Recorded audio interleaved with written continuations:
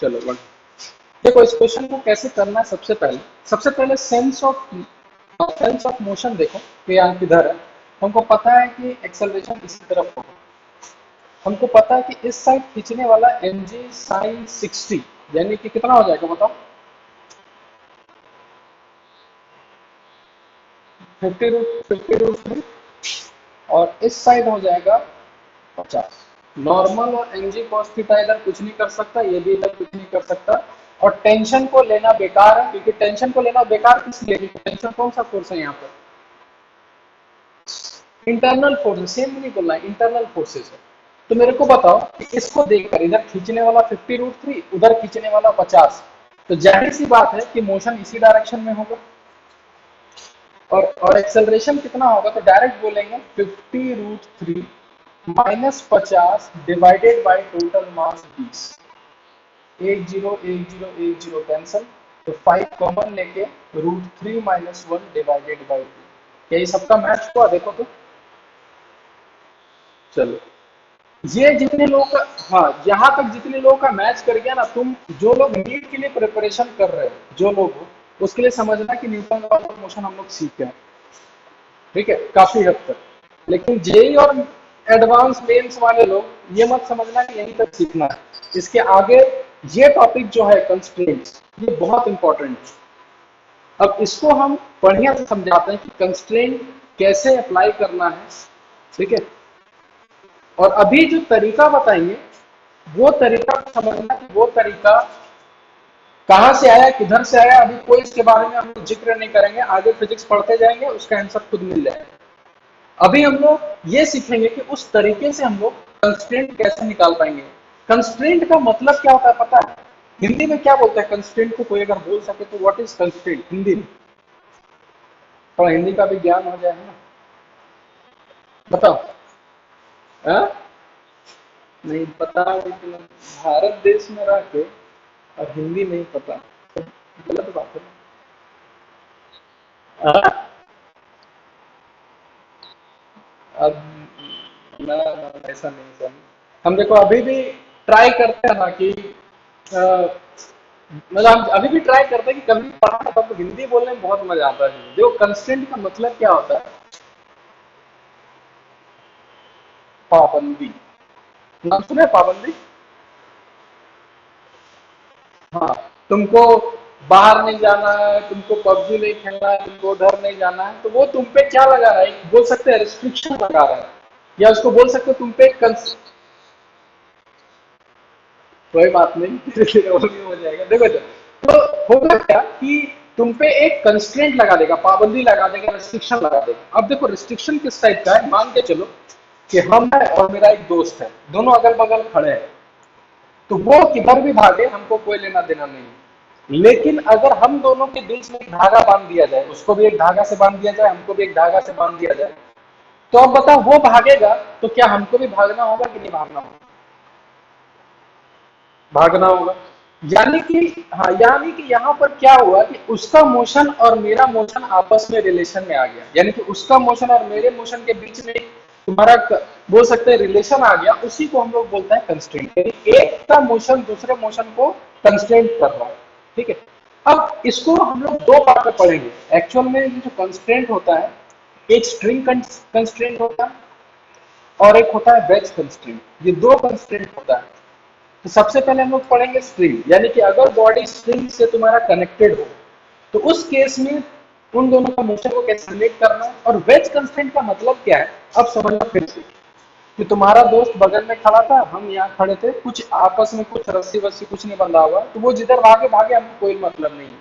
लेकिन अगर वो मेरे साथ कांटेक्ट में, मान के वो कंधा मेरे को यहाँ सटा रखा है, तो अगर वो हमको पुश करेगा या इधर उधर धकेलेगा, तो क्या उसका मोशन और मेरा मोशन में फिर लिंक होगा कि नहीं होगा, होगा। यानी कि वेज कंस्ट्रेंट तब पढ़ेंगे जब तुम्हारा बॉडी जो होगा, बॉडी इज इन कांटेक्ट। जब बॉडी कांटेक्ट में होगा तो हम लोग वेज कंस्ट्रेंट पढ़ेंगे। और स्ट्रिंग में होगा when bodies are connected by a string.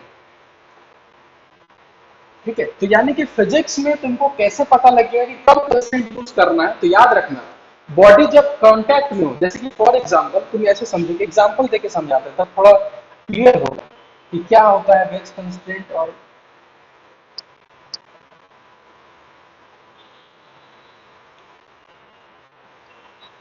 जैसे कि मान के चलो एक वेज रखा है, उसके ऊपर एक रॉड है, तो उस रॉड को अगर हम नीचे धकेलेंगे तो क्या ये वेज यही रुका रहेगा कि वेज को हटना होगा, यहाँ से हटना होगा, किधर किधर हटना होगा, लेफ्ट साइड की राइट साइड, राइट साइड, यानी इस ये अगर नीचे आएगा तो जाहिर सी बात है ये इधर जाएगा। अब बताओ जितना स्पीड से इसको नीचे लेके जाएंगे क्या उतना ही स्पीड से ये साइड होगा कि नहीं होगा। यानी कि इन दोनों का मोशन में कुछ ना कुछ रिलेशन, मतलब खिचड़ी होगा, मतलब दोनों के बीच में रिलेशन होगा कि नहीं होगा, तुमको क्या लगता है ऐसे कॉमन सेंस अगर बात किया जाए एकदम पक्का रिलेशन होगा। तो देखो यहाँ बॉडीज कॉन्टैक्ट में है तो यहाँ पर हम लगाएंगे वेज कंस्टेंट। उसके बाद ये स्ट्रिंग वाले का मतलब ऐसा है, देखो समझो ध्यान, एक इसमें भी बताते हैं।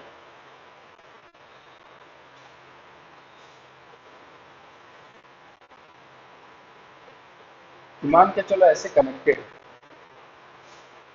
ठीक है। अब बताओ अगर ये नीचे जाएगा तो ये हवा में चल जाएगा या इधर आएगा, क्या होगा, किधर होगा मोशन, अगर ये नीचे जाएगा तो किधर चल जाएगा, हवा में चल जाएगा कि स्लाइड होगा लेफ्ट साइड, स्लाइड होगा लेफ्ट साइड, है ना। तो जाहिर सी बात है कि इसका मोशन और इसका मोशन में कुछ ना कुछ रिलेशन होगा, और किसके थ्रू हो रहा है, एक स्ट्रिंग के थ्रू। तो वहां पर हम लोग कौन सा कंस्ट्रेंट यूज करेंगे, स्ट्रिंग कंस्ट्रेंट। तो हम लोग को मेनली इस न्यूटन लॉ ऑफ मोशन को कमांड करने के लिए मेन्स पॉइंट ऑफ व्यू और एडवांस पॉइंट ऑफ व्यू और नीट के लिए ये बोनस चीज है, अगर ये सब सीख गए ना तो नीट में एक ऐसा क्वेश्चन ही नहीं बचेगा जो तुम न्यूटन लॉ ऑफ मोशन में छोड़ के आओगे, ये गारंटी है। बाकी मेंस के लिए ये बहुत इंपॉर्टेंट है ये पॉइंट, ठीक है। इसको उतारो पहले, इस चीज को कॉपी में बना लो कहीं पर कि कब वेज लगाना है कब स्ट्रिंग लगाना है।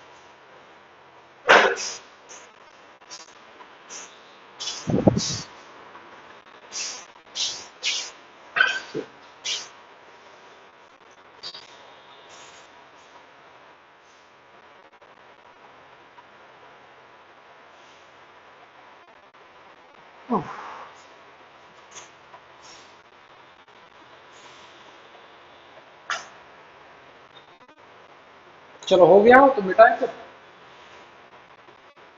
चलो ठीक।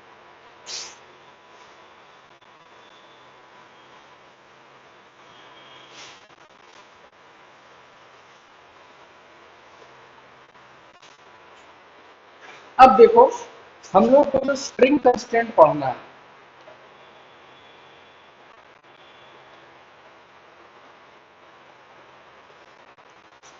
समझ में आ गया होगा कि जब बॉडीज बॉडीज कांटेक्ट में होगा तभी ये लगाना है, और उसमें लगाना क्या है, ये फॉर्मूला लगाना है।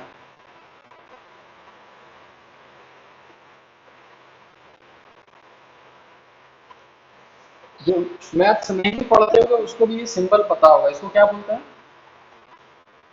सिग्मा, समेशन, हाँ, यानी कि हाँ summation T vector dot A vector. अब याद करो थोड़ा सा भी अगर वेक्टर्स पढ़े होगा, ऐसा नहीं कि एकदम वेक्टर भी पढ़े होगा, ए डॉट बी का फॉर्मूला क्या होता है, A B cos cos theta is equal to 0। और ये थीटा किसके बीच एंगल हो जाएगा, टी के और बीच में, ठीक है। अब इसको हम लगा के दिखाते हैं, समेशन का मतलब ऐसे ऐड करते जाना और फाइनली जीरो करना है। फॉर एग्जाम्पल, ठीक है, एक एग्जाम्पल से समझाते हैं, ठीक है। जैसे कि मान के चलो कि ऐसा एक दिया हुआ है सिस्टम, हमको यहाँ क्लियरली पता है कि अगर ये बॉडी नीचे जा रहा होगा तो ये ऊपर जा रहा होगा, दोनों का एक्सेलरेशन सेम होगा कि अलग अलग होगा, सेम होगा, ये हमको हाँ पहले ही पता है। लेकिन देखो तुमको कभी भी एनएलएम में ऐसा लगे कि पता नहीं सेम होगा कि अलग होगा, या तुमको एकदम हमेशा सोचना है कि नहीं मेरा हमेशा चीज सही होना चाहिए, कहीं भी कंफ्यूजन हो, दोनों को अलग अलग मान लो। देखो अलग अलग मानने से क्या फायदा है हम बताते हैं। अगर तुम किसी चीज को अलग अलग मान रहे हो तो तुम इक्वेशंस लिखोगे तो अगर दोनों सेम होगा तो वहां से आ जाएगा a1 is equal to a2, लेकिन अगर तुम पहले से ही सेम मान के चलोगे कि क्या तो उन दोनों का आंसर कभी अलग आएगा? अगर अलग होगा तो तुम सोचो जरा। ऐसा तो कभी नहीं हो सकता। तो समझदारी किसमें है कि पहले से ही अलग मान के चले या सेम मान के चले? पहले से अलग मानना, तो हम पहले ही मान लिए A1 A2। जैसे इसमें भी हमको डाउट लगे कि पता नहीं सेम होगा कि अलग होगा, मान लिए। उसके बाद यहां हम लिख देते हैं process, draw only tension force. हमको सिर्फ टेंशन फोर्स से काम है और किसी काम का नहीं, सिर्फ tension force. Draw only tension force on every body. और कौन सा बॉडी? Connected with spring.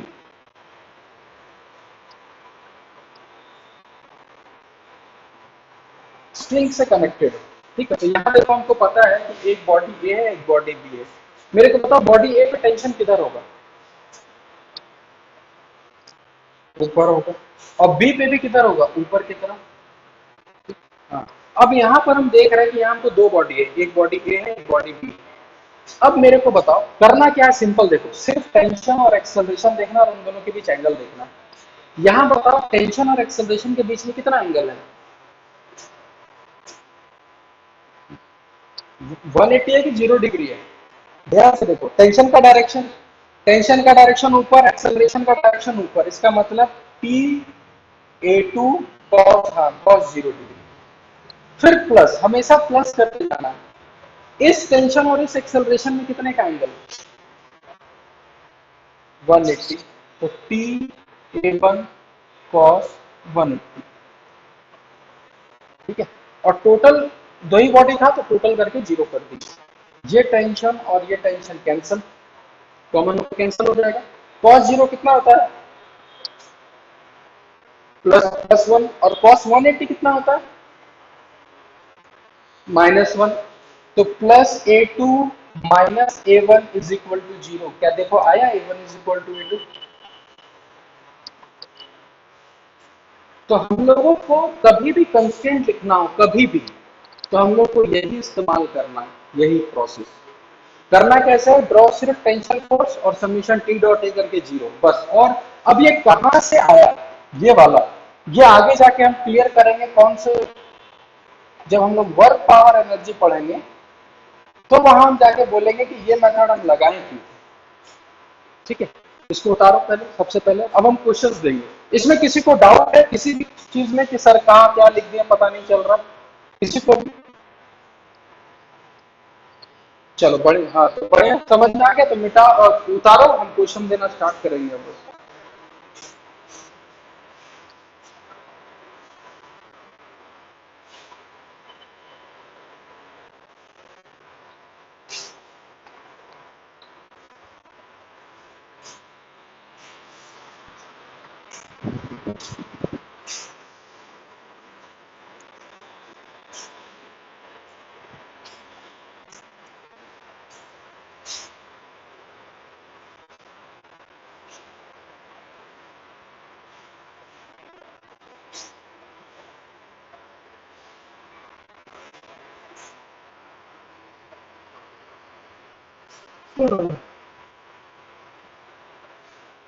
हो गया? मिटाए? चलो, तो अब हम क्वेश्चंस देते जाएंगे, तुमको आंसर बताते जाना। सबसे पहला क्वेश्चन,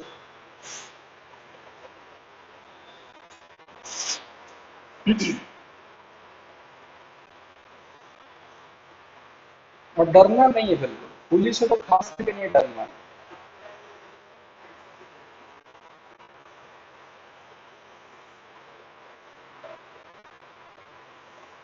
ये उस दिन हम डायग्राम खाली बनाए थे, अब तुम लोग को डायग्राम भी बना दे रहे हैं।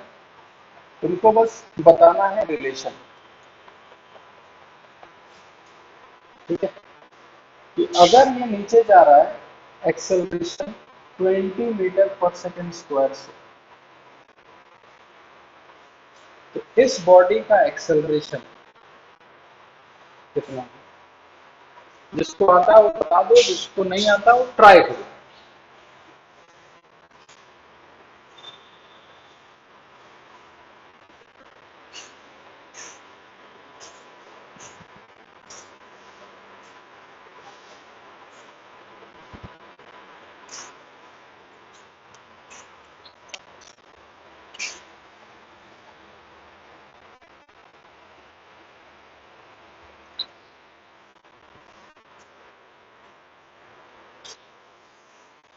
एक्सेलरेशन 100 होगा। चलो देखते हैं। ठीक है, अब देखो जो लोग ट्राई कर रहे हैं वो यहाँ देखो, है ना। अब तुमको दिक्कत होगा कि सर इसमें टेंशन क्या होगा, तो हम बोले कि तुमको जो धागा पसंद है उसको टी मानो, जो धागा पसंद है। तो जैसे कि हमको ये वाला धागा पसंद आ रहा है, कोई भी धागा, या ये धागा लो, चलो ये धागा हम ले लेते हैं टी। जब तक धागा सेम होगा, तो ये धागा देखो टी सेम है, तो यहाँ भी टी, ये धागा सेम है, यहाँ भी टी, ये धागा सेम है टी, यहाँ भी धागा सेम चल रहा है टी, ये धागा भी सेम है, ये हो गया। अब बताओ अगर इसमें टी है इसमें टी है, तो नीचे वाले में कितना होगा? 2t, 2t लिख दिए, इसमें भी होगा 2t। अब बात करते हैं, हमको सिर्फ बॉडी पे कंसंट्रेट करना, बाकी का क्या हमको कोई मतलब नहीं है। तो इस बॉडी को अगर वॉच कर रहे हैं, तो इस पे 2t किधर होगा? ऊपर होगा। इस पे भी 2t किधर होगा? ऊपर होगा। और इस पे t किधर होगा? ऊपर होगा। और इस पे t ऊपर हो गया, बस हो गया। अब हमको सिर्फ देखना है टेंशन और एक्सेलरेशन। अब देखो, तुमको अगर नहीं पता ये किधर जा रहा है, मान के चलो किसी क्वेश्चन में तुमको दिक्कत हो रहा है, ये पता नहीं एक्सेलरेशन का डायरेक्शन किधर होगा, इधर माने कि उधर माने, तो एक फ्रीडम है, जिधर मानना है उधर मानो। अगर एक्सेलरेशन का वैल्यू पॉजिटिव आया, जैसे मान के चलो +5 आया, तो तुम्हारा डायरेक्शन और आंसर दोनों सही है। लेकिन अगर एक्सेलरेशन का वैल्यू -5 आया, तो ये समझना कि तुम्हारा 5 आंसर सही है, माइनस तुमको ये आगाह कर रहा है या ये बता रहा है कि तुम जो डायरेक्शन मानते हो ना, वो उल्टा मान लिया बस। जैसे कि हम बता रहे हैं, तुमको क्या लगता है अगर ये नीचे जाएगा तो ये बॉडी किधर जा रहा होगा? बताओ। ऊपर जा रहा है। लेकिन मान के चलो कि हम गलती से मान लिए नीचे, मान के चलो ए डैश हम मान लिए नीचे, और फिर लगाते हैं, तो मेरे को बताओ इस बॉडी पे टोटल कितना टेंशन है? 5t। तो 5t, एक्सेलरेशन है 20, और दोनों के बीच में एंगल कितना हो जाएगा इस टेंशन और इसका एक्सेलरेशन में? 180। तो डायरेक्ट -1 लिख देता है, प्लस अगर हम एक्सेलरेशन नीचे माने हुए हैं, तो मेरा टेंशन और एक्सेलरेशन के बीच में कितना एंगल है? 180। तो -1 से मल्टीप्लाई होगा, और टोटल कितना हो गया? 0। तो देखो यहाँ से कितना होगा? -100t -t into A dash is equal to 0। T cancel हो गया, तो यहाँ से ए डैश +100 आ रहा है कि -100 आ रहा है? देखो तो, -100। तो देखो ये चीज, अब कभी भी तुमको ऐसा आए तो ये समझना कि मेरा 100 आंसर सही है। बस तुम अपने आप को करेक्ट कैसे करोगे कि जो तुम एक्सेलरेशन नीचे माने थे, एक्चुअल में ये ऊपर जा रहा है 100 मीटर पर सेकंड। बस समझ में आ सबको? किसी को कोई दिक्कत इसमें? ये बहुत बेसिक क्वेश्चन है, सोचना भी नहीं कितना आसान जेईई में आएगा, ये सब सोचना भी नहीं है। ये सब समझ में आ रहा है धीरे धीरे। चलो एक क्वेश्चन और देते हैं बढ़िया सा।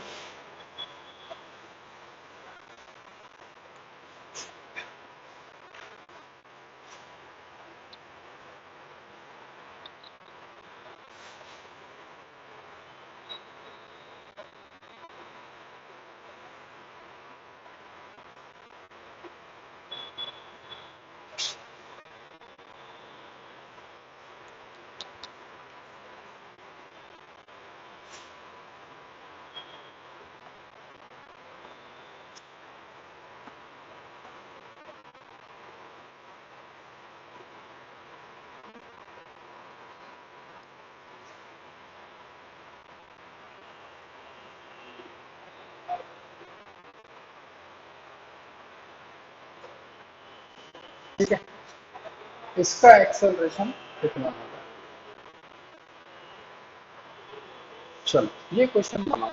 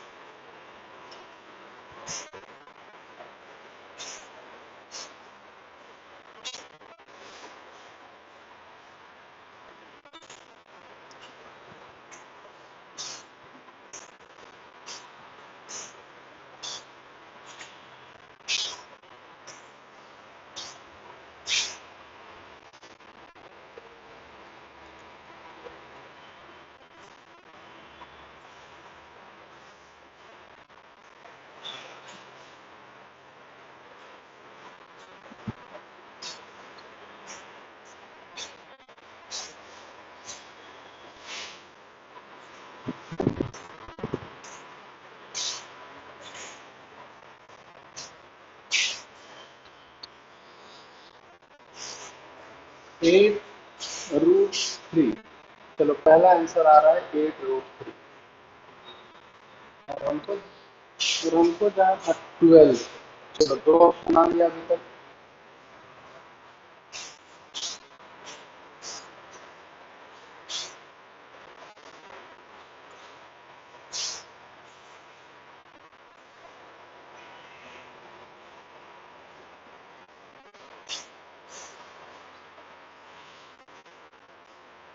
सिक्स। तीन ऑप्शन हो गया।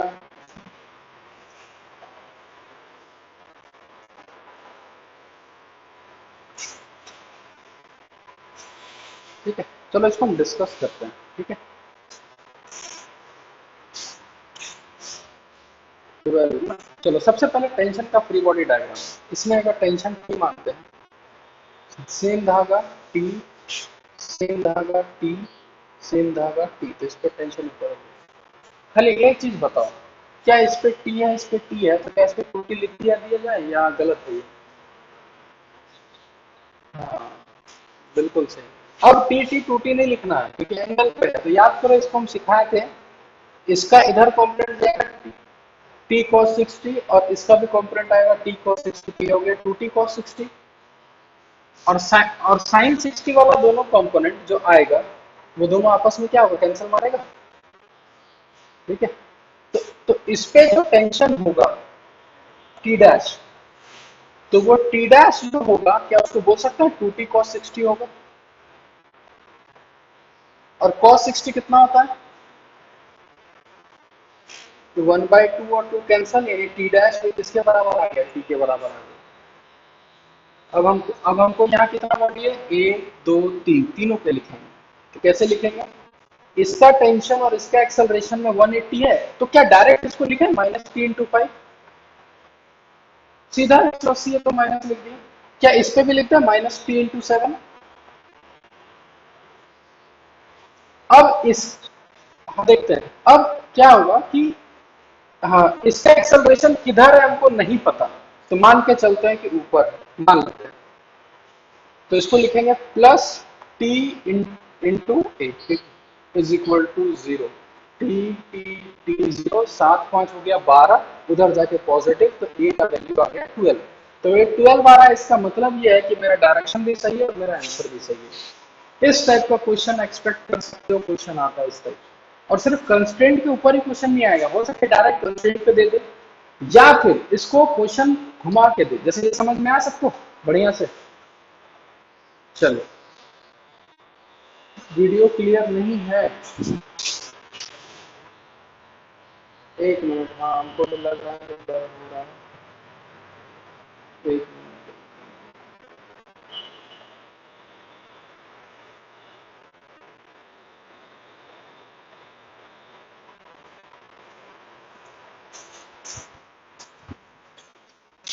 फिर ब्लर आ रहा है, ब्लर आ रहा है, हाँ फिर ब्लर आ रहा है।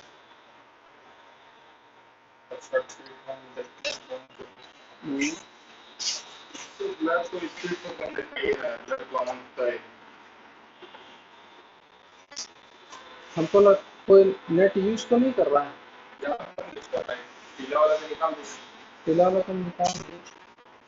लेकिन कोई यूज कर रहा है तो नीचे बोल दो कि यहाँ वाला वाईफाई से कोई यूज मत करे।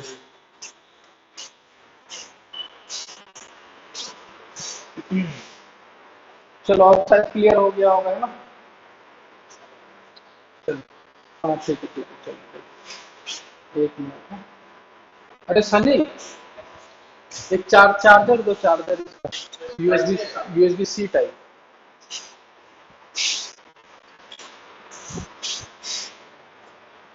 चलो अब इसको पता है, अब हम लोग कंस्ट्रेंट को सीख गए कि हाँ, और ये पूरा कंस्ट्रेंट नहीं है, अभी भी एक एडवांस कंस्ट्रेंट जो सीखना है एडवांस के लिए वो हम बताएंगे।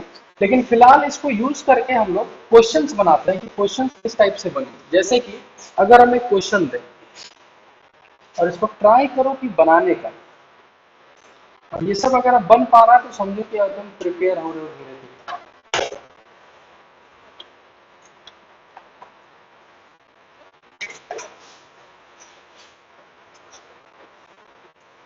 सिंपल बोला है कि ये है 10 kg,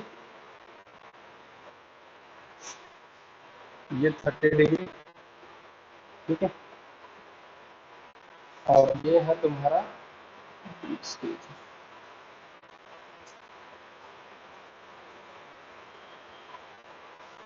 ठीक है। तो सबसे पहले, हाँ ये 20 है, यहाँ बाहर लिख देते हैं, ये लिखता है 20, ठीक है, ये 20 kg। मेरे को बताओ, find acceleration of 10 kg block. चलो एक काम करो, तुम लोग अपने एंड से पहले ट्राई करो इसको, और देखो कि तुम लोग इसको बना पा रहे हो कि नहीं बना पा रहे हो। पहले एक एंड, अब एक ट्राई तुम लोग दो, फिर हम नहीं, टेंशन नहीं।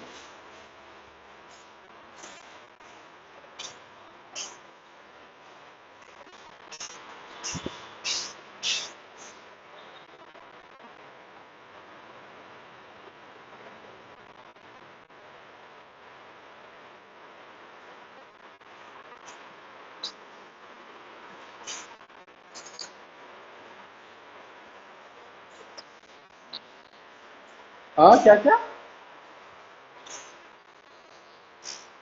एक्सेलरेशन जीरो होगा।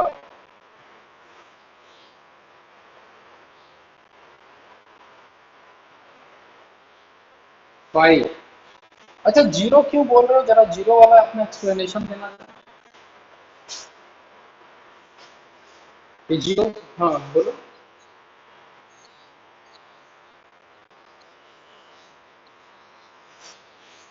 एकदम 100 आ रहा है, ठीक है। हाँ, उसके बाद, ठीक है।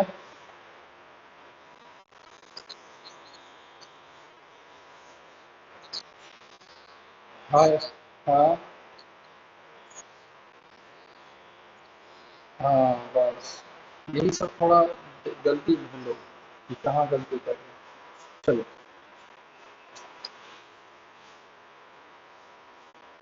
क्या क्या क्या क्या,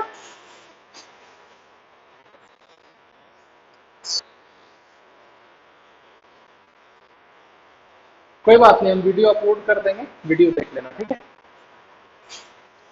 हाँ हाँ, क्या क्या क्या बोल रहा है, अपलोड, ये मिल जाएगा तुम्हारा, मतलब ये मान के चलो ना, रात तक दे देंगे, 8 9 बजे तक, उसको आप देख लेना, कोई नहीं। ज्यादा नहीं हुआ, कितना हुआ होगा जो, मुश्किल से 40 minute, 30 40 45 minute.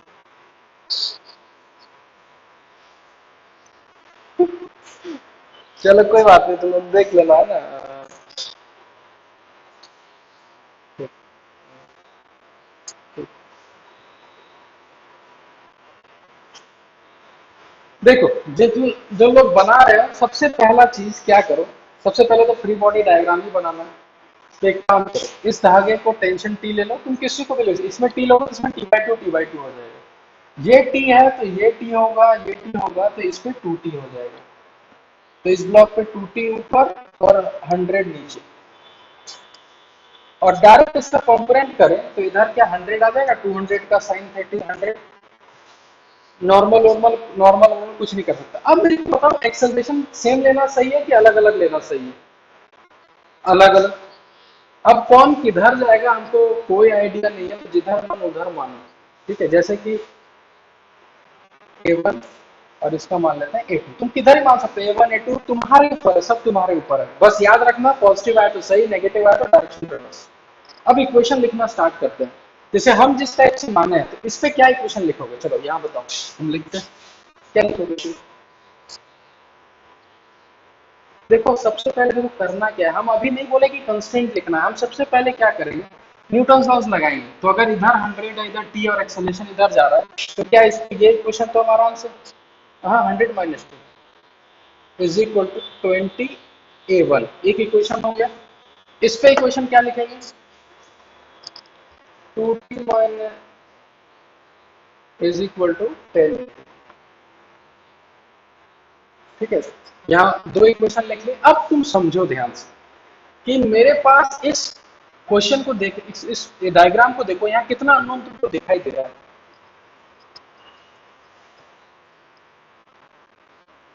T, A1 A2, तीन है, A1 A2 और टी, तीन अननोन है। टेंशन भी तो एक अननोन ही है ना, अगर टेंशन हम लोग माने तो टेंशन एक टाइप से अननोन ही है। तो यहां पर हम क्या करेंगे कि मेरे पास तीन अननोन है और इक्वेशन है दो, तो तीन अननोन को निकालने के लिए कितना इक्वेशन लिखना पड़ता है मिनिमम? तीन। अब एक इक्वेशन कहां से आएगा, तो तुरंत तुमको पता लग जाएगा कि जैसे A1 A2 तुम माने और चीज धागे से कनेक्टेड है, कंस्ट्रेंट आएगा ही आएगा। तो इसीलिए बोले कि जिसको कंस्ट्रेंट नहीं आता वो एनएलएम में कुछ नहीं कर पाओगे, इसलिए कंस्ट्रेंट बहुत इंपॉर्टेंट है। अब जैसे कंस्ट्रेंट कितना छोटा सा चीज है, सिर्फ टेंशन देखो, क्या टी और A1 में 180 डिग्री है? तो डायरेक्ट लिखता है -T A1,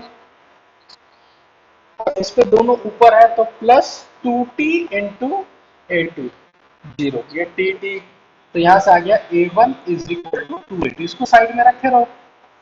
अब इसको हमको सॉल्व करना है, अब जल्दी सॉल्व करना है तो हमको इसमें टेंशन उड़ा देना है, तो क्या इसको 2 से मल्टीप्लाई के ऐड कर देते हैं, तो -2T और 2T ये गया 0 हो गया, ऊपर में होगा 200 और नीचे होगा 100, तो बच के कितना हो जाएगा 100 इज इक्वल टू, ऊपर हो जाएगा 40A1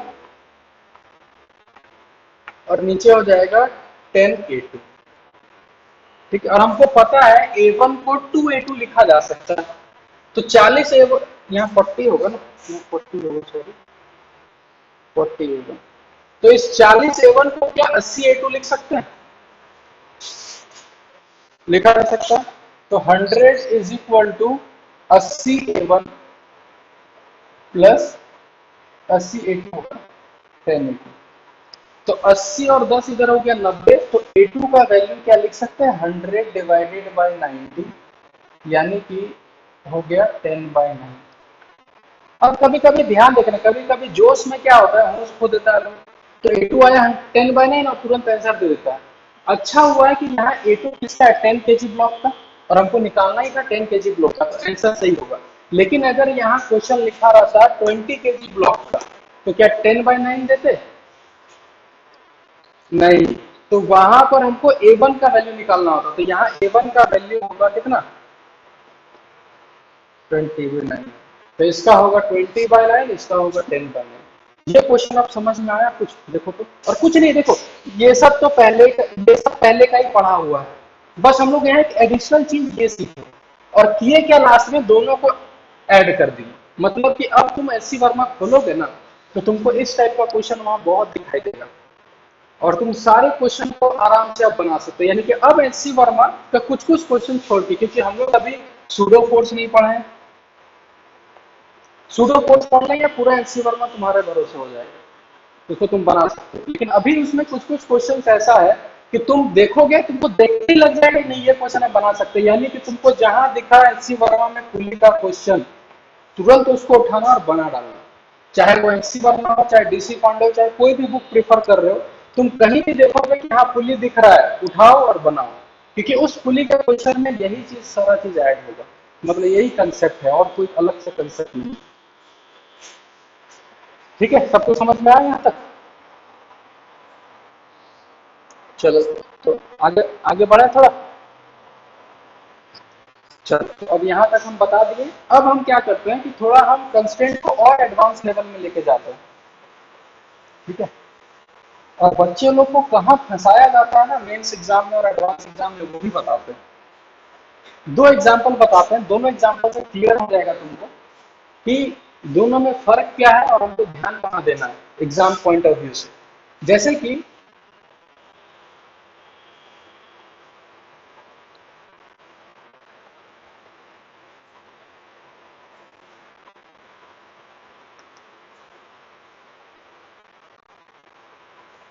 ये ब्लॉक ए है और ये ब्लॉक, मेरे को ये बताओ, अगर ब्लॉक ए एक्सेलरेशन से इधर जा रहा होगा, A1 एक्सेलरेशन से, तो बी किधर जा रहा होगा?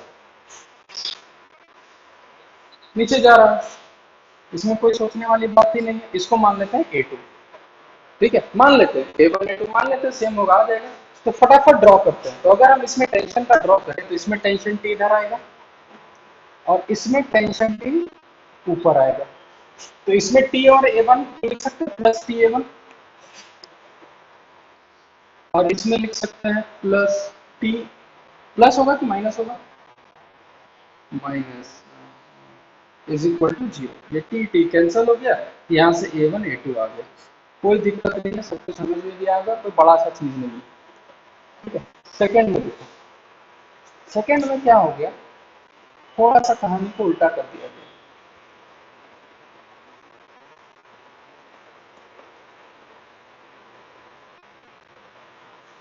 ये ए है और ये बी।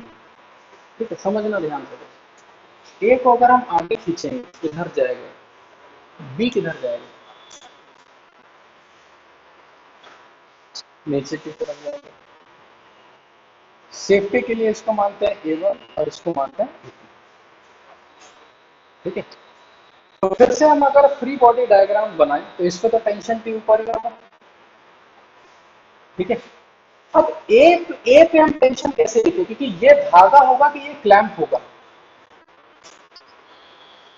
क्लैंप होगा, ये धागा तो हो नहीं सकता, ये तो धागा हो नहीं सकता। और हम ये सिखाए भी थे कि कभी भी पुली किसी बॉडी से अटैच है तो पुली को साथ रखना है कि अलग कर देना है? साथ रखना है, तो पुली को साथ रख लो। अब टेंशन कैसे बढ़ाएंगे, तो देखो एक धागा उधर है तो एक टेंशन टी उधर चला गया और एक टेंशन टी नीचे चला गया।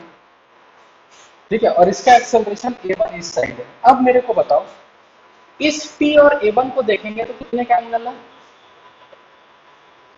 0 डिग्री।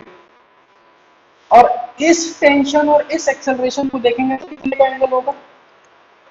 90। और cos 90 कितना होता है? 0। तो यानी कि इसको ना ही लेने में फायदा है, क्योंकि cos 90 तो ऐसे ही 0 हो जाएगा। ये समझ में आया? इसको इसको कैंसिल क्यों कर दिए?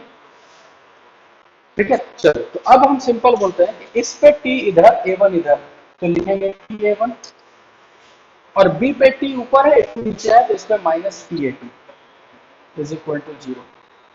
ये T T कैंसिल हो गया, तो A1 का वैल्यू कितना हो गया? यानी कि B का अगर कोई एक्सेलरेशन पूछे, अगर इसका एक्सेलरेशन 5 दिया हुआ है, तो अगर कोई पूछे what is the acceleration of B, answer क्या दोगे? A2 is equal to 5। बस यही यहाँ पर गलती है, और इसको तुरंत काट देगा लोग। और पूछेगा भी, मान के चलो ये काट दे, ये यहाँ सही है, इसमें यहाँ कोई नहीं। अगर A1 का वैल्यू 5 है तो यहाँ A2 का वैल्यू अगर 5 लिखोगे आंसर सही है, पर यहाँ पर तुम्हारा आंसर को काट दिया जाएगा। अब तुम लोग बताओ थोड़ा सा इसमें सोच समझ कर कि मेरा बी का एक्सेलरेशन को यहाँ क्यों काटा जा रहा है। एक्सेलरेशन ऑफ बी को अगर बात किया जाए कि हाँ ये एक्सेलरेशन ऑफ ए है, तो एक्सेलरेशन ऑफ बी को क्यों काट दिया जा रहा है? बस इसको समझ लिया तो एडवांस यहीं पे खत्म हो गया। चलो कुछ समझो, 30 सेकंड देते हैं तुम लोग को समय, और बोलते हैं कि ये आंसर क्यों गलत है, बल्कि हम पूरा प्रूफ किए कंस्टेंट वही चीज है, तो यहाँ गलत क्यों आंसर ना? कोई डायरेक्शन ऐसा कुछ नहीं। क्या क्या वो एक्स ट्रेवल करेगा, x/2 ट्रेवल करेगा?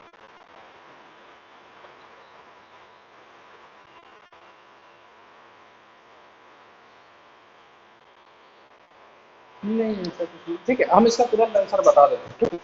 तुम लोग सोच रहे होगे टूटी का तो बात ही नहीं है, ऐसा तो नहीं टी टी या टूटी होगा, ऐसा कुछ नहीं है। सब चीज सही है, कोई दिक्कत नहीं है। ये भी ये जो इक्वेशन लिखे ये भी सही है, लेकिन जब फाइनल आंसर देंगे कि एक्सेलरेशन ऑफ ए अगर 5 है, what is the acceleration of B, तो तुम 5 लिख दोगे तो आंसर काट दिया जाएगा, जबकि यहाँ खुद बोल रहा है A1 is equal to A2। अब इसको हम लोग देखो कैसे हम इसको इन दोनों को चीज को अलग करते हैं। ये ए अगर आगे पीछे किधर भी जाए, क्या बी का मोशन हमेशा वर्टिकली रहेगा? हाँ, वर्टिकली रहेगा। अब तुम खुद सोचो। ठीक है, देखो बच्चा लोग मिस कहाँ करता है, हम लोग को दिमाग में ऐसा बैठा कि अगर ये आगे जाएगा तो यहाँ से स्प्रिंग धीरे धीरे कम होते जाएगा, तो ये भी नीचे होते जाएगा। ऐसा नहीं है। अगर इसको ध्यान से अगर देखोगे तो क्या बी का मोशन सिर्फ वर्टिकली होगा कि हॉरिजॉन्टल भी मूव करेगा? तो देखो तो इसको, तुम कोई चीज को, जैसे कि अगर हम यहाँ फिक्सर कोई चीज को गिरा रहे तो वर्टिकली जाएगा, लेकिन देखो ये चीज तो इसके साथ है कि वर्टिकल जाएगा, पर ए रुका हुआ कि ए हॉरिजॉन्टल मूव कर रहा है। ए क्या किधर जा रहा है? हॉरिजॉन्टल मूव कर रहा है, तो इसके साथ साथ बी भी आगे हो हॉरिजॉन्टल मूव करेगा कि नहीं करेगा, ये बताओ। करेगा। यानी कि ये आंसर सही है ये वाला, पर एक्सेलरेशन ऑफ बी हम कैसे देंगे पता है? ऐसे देंगे कि बी नीचे भी 5 जा रहा है जो हम माने थे, और ये हॉरिजॉन्टल भी इसके साथ जा रहा है, इसका हॉरिजॉन्टल एक्सेलरेशन कितना है? 5। तो इसका मतलब कि एक्चुअल में ये रिजल्टेंट में जा रहा होगा 5, और 5 का रिजल्टेंट होता है 5√2। यानी एक्सेलरेशन ऑफ बी तुमको बोलना होगा 5√2। ये आंसर सही है। दोनों में फर्क समझ में आया? हाँ, एक बार फिर से बता रहे हैं, ठीक है। इस बी को अगर देखा जाए तो ये सिर्फ वर्टिकली मूव कर सकता है, ये हॉरिजॉन्टल मूव कर ही नहीं सकता, क्योंकि ये पुली तो फिक्स है और इसी पुली के साथ चल रहा है। लेकिन इसमें क्या है कि ये जो पुली है, ये पुली रुका हुआ है कि ए के साथ मूव कर रहा है? ए के साथ मूव करेगा ना। ये पुली मूव कर रहा है, तो ये पुली तो पुली के भरोसे है, पुली जिधर जाएगा बी को उधर जाना ही होगा। तो यहाँ हम ये देख रहे हैं कि जब ये आगे जाएगा तो ये तो वर्टिकल नीचे मूव करेगा ही करेगा, साथ में बी ए के साथ आगे भी जाएगा।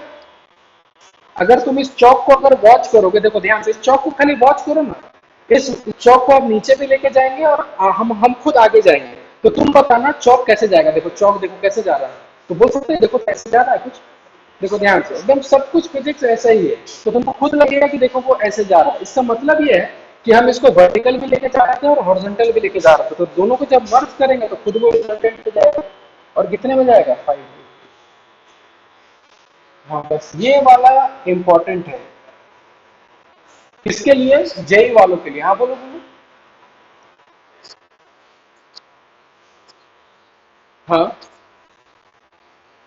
ना ना ना, देखो देखो ध्यान से, ये जो चीज जो यूज किया ना, ये वो बता दिया कि इस A1 और A2 में रिलेशन क्या है। ये तो सही बताएगा हमेशा कि भाई अगर ये इधर 5 जाएगा तो इसका वर्टिकल 5 होगा, लेकिन ये नहीं बताएगा कि हॉरिजॉन्टल को मूव कर रहा है कि नहीं कर रहा है, इसको क्या पता है?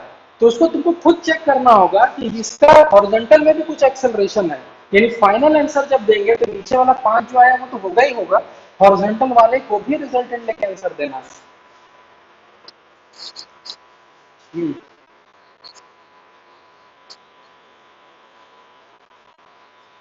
ना ना ना ना, वो जब हम इस एक मिनट, जब हम इस पे इक्वेशन लिखेंगे ध्यान से देखो, तब हम इस एक्सिस में लिखेंगे तो इधर वाले के एक्सेलरेशन का क्या ही रोल होगा जरा बताना। उसमें तो सिर्फ एक ही आएगा ना। तब फिर समझ में आया सब कुछ पूरा? तो ये देखो हाँ, तो ये चीज इंपॉर्टेंट है, और ये सब चीज पता है एडवांस के लिए होता है। अब आधे लोग पता है वहां तो फंस के आता है, सब सीखता ही है, सब टीचर सिखा देता है यही है, लेकिन उसको एक्चुअल में पता ही नहीं चलता कि वो तो टिक करके आता है 5 और आंसर देखता है 5√2, फिर उसको पता ही नहीं चलता हुआ क्या। तो एक्चुअल में यहाँ ये दिक्कत होता है। ये समझ में आया? चलो इस टाइप हाँ, इस टाइप का एक क्वेश्चन, इसको उतार लो पहले, है ना? हाँ, उसको उतार लो पहले, हाँ। इन दोनों को उतारना साथ में, और दोनों में डिफरेंस पता चलेगा कि इसमें और इसमें क्या डिफरेंस है। लगता दोनों सेम है, ये आगे जा रहा है ये नीचे जा रहा है, ये भी आगे जा रहा है ये नीचे जा रहा है, पर दोनों में आसमान जमीन का अंतर है।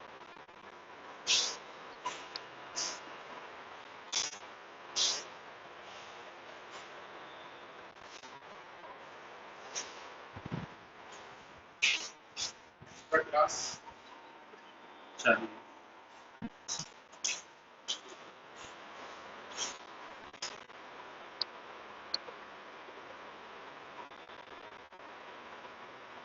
चलो हो गया ना सबका। चलो एक क्वेश्चन देते हैं, उसको हमको बस सॉल्व करके।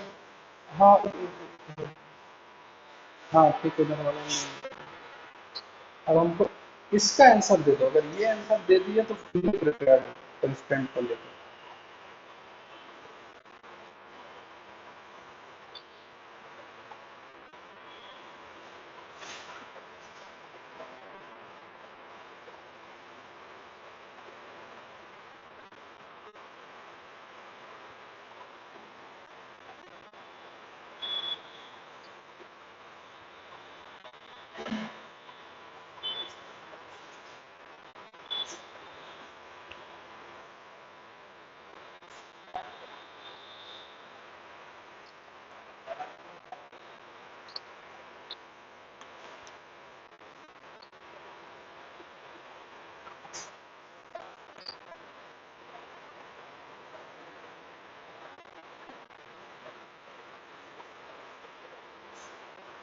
इसको बनाओ।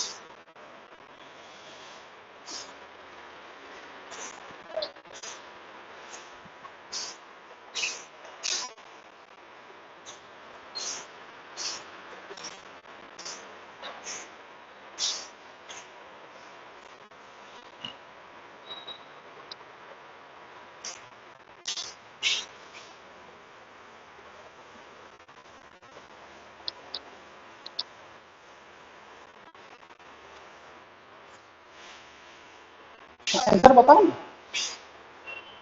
फिर 15।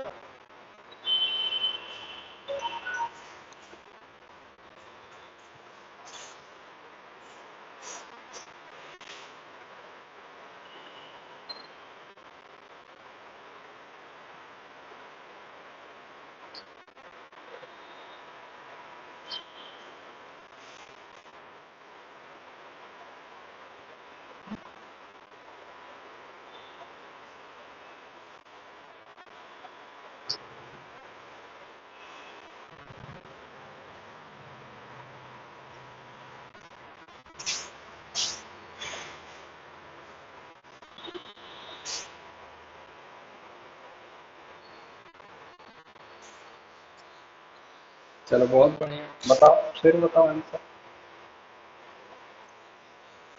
हाँ हाँ एकदम। फिर थोड़ा सुधारो सुधारो, ये सब चीज नहीं सुधरेगा ना तो फिर पढ़ के भी कोई फायदा नहीं है। सिली मिस्टेक्स हमेशा ट्राई करो अवॉइड करने का, जितना कम हो उतना बढ़िया।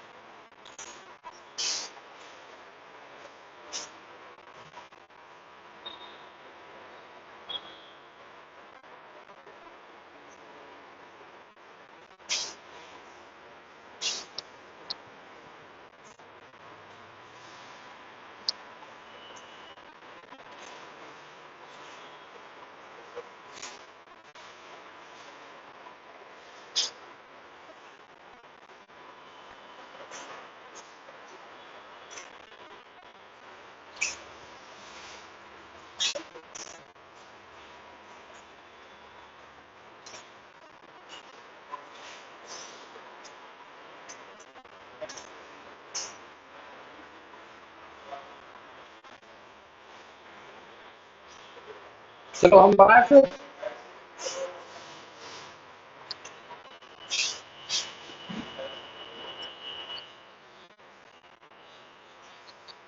देखते हैं इसके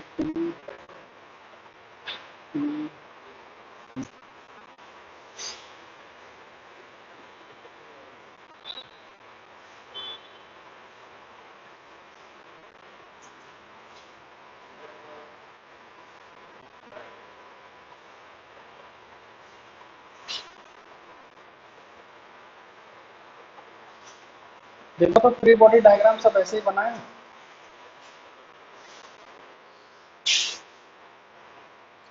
ठीक है, अब देखना, इसका इधर 5 है, इसका इधर 3 है।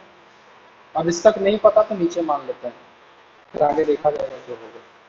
ठीक है, अब मेरे को बताओ, ये टेंशन काउंट होगा, ये भी काउंट होगा, ये भी काउंट होगा, तीनों टेंशन मिलके 3T होगा और 5, तो प्लस 3T इंटू 5 देते हैं।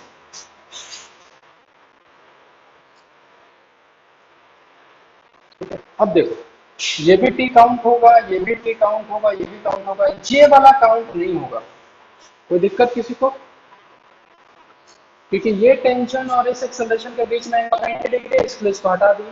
तो यहाँ भी देखो 1 2 3 3T है और एक्सेलरेशन अपोजिट है, तो इसको लिखेंगे -3T इंटू 3। कोई दिक्कत?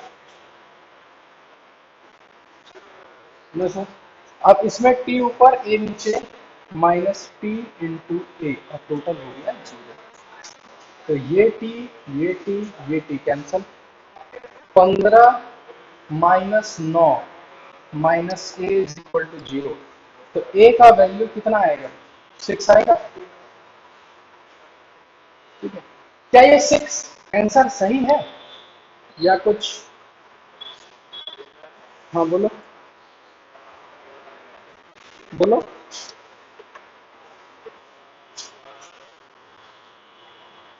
क्या ये आंसर 6 दे दें या इसमें और कुछ चेंजेस करना होगा?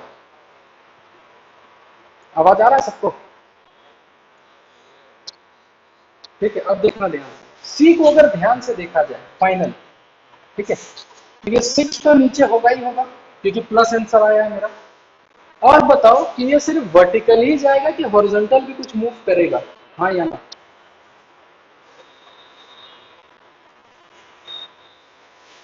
बताओ।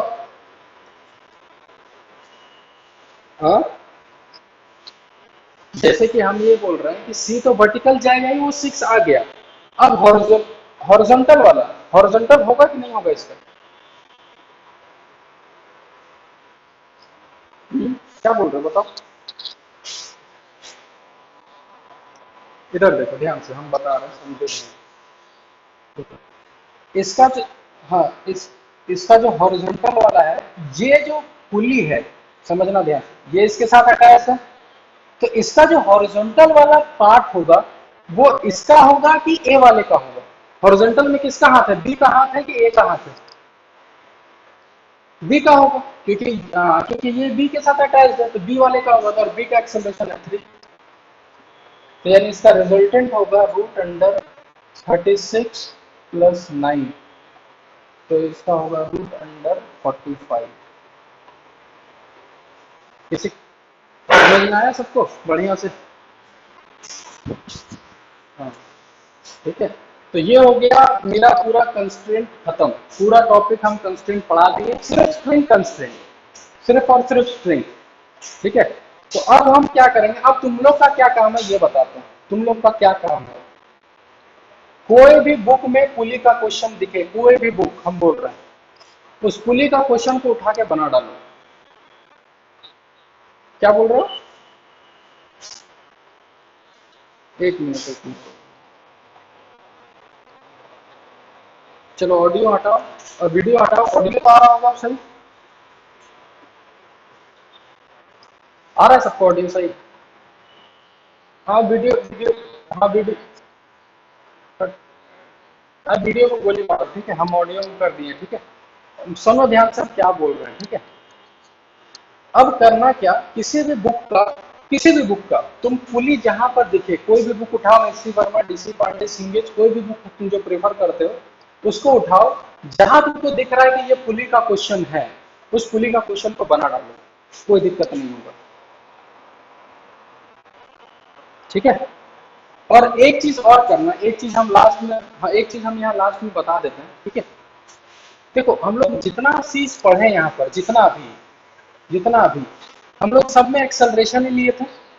अगर एक्सेलरेशन के जगह वेलोसिटी भी होता, या वेलोसिटी के जगह कुछ डिस्टेंस भी होता, यानी यहाँ समीशन टी डॉट, हाँ बस बस बस हम लोग, हाँ बस सब सेम होता है। मतलब जो प्रोसेस हम लोग एक्सेलरेशन के लिए पढ़े, वही प्रोसेस वेलोसिटी के लिए भी पॉसिबल है और पोजीशन और डिस्टेंस के लिए भी पॉसिबल है। यानी कि कुछ नया नहीं पढ़ना था। अगर हर जगह यहाँ एक्सेलरेशन की जगह वेलोसिटी